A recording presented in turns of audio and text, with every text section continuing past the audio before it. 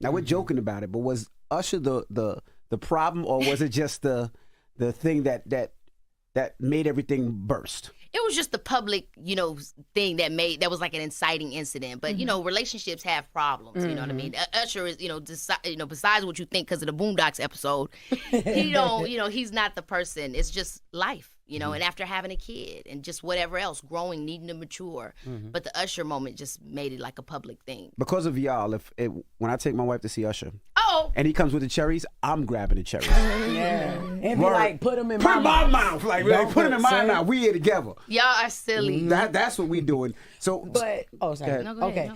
But, so you broke it down. Obviously, it wasn't just the Usher, because we've been listening to the music, and you get, like, to it. You know what I mean? Like, we, Lauren, the tracks, the one where she, it's a lot of the one she was was one particular one. The Stedman one? The one she I want to know. Well, I think they're talking about, what was the first, off script? Off script. Yeah. So That's when you the start with off script, which I thought was an ironic play on your life, because we've seen you so scripted and so that we think so well put together. You're right. No, but this was the first time where we're like, wait, what's happening with Keke Palmer's Right, life? What's right. going on right now, right?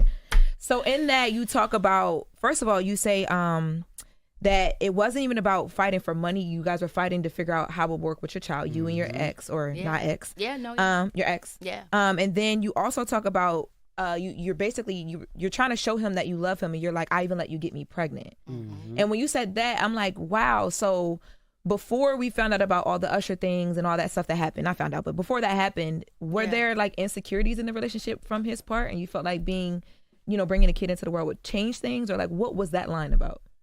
Yeah, I mean, I think I can't speak for him, but obviously there was discomfort. Anytime you're dating somebody in the public eye and you're not a person of the public eye, it just brings a dynamic that really you can't explain unless you've experienced it, or if that person is also in the public eye. And then when I said the thing about my son, it's like, you do think when you and someone come together and decide to have a child, and y'all have made that decision, and that that was, my son was brought in purposefully, that, hey, we're on the same page. But it doesn't mean that. And I think even more so after you have a kid, you start to see things that maybe you didn't see the way you saw them before. Yeah. Right. It almost opens up whatever insecurities you have, whatever insecurities they have, because you go from being a 1 to a 2 and now a 3. And so, yeah, I think, having a child, it really will test a relationship and show you who you have to be to show up for that child. You felt like you had to prove yourself in a relationship, just like, because you are a star, right? You are in the public eye.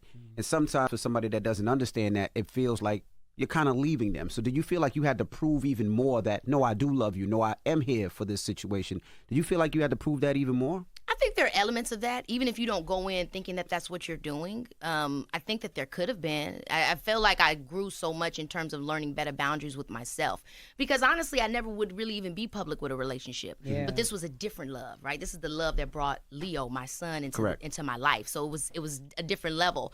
So I was pushing the envelope with my personal and professional boundaries. And I don't want to say I regret it, because it is what it is, and it opened up a new phase of my life of how I want to be less fragmented and be more integrated in there. But at the end of the day, it's like, I'm never going to not be Keke Palmer. I can't turn it off. It's not a costume that I can remove. So it's going to always kind of be a thing that whatever relationships I have are going to have to understand or work around. You